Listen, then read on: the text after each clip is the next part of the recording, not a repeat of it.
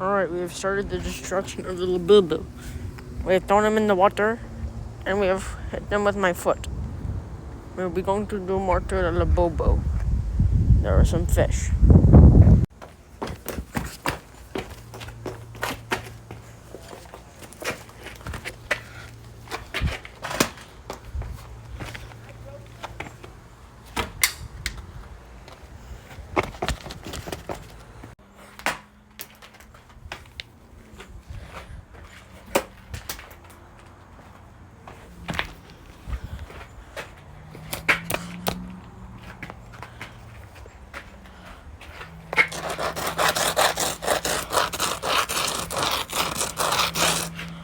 Okay, that will be all for Labubu destruction. I will do another part 2 tomorrow.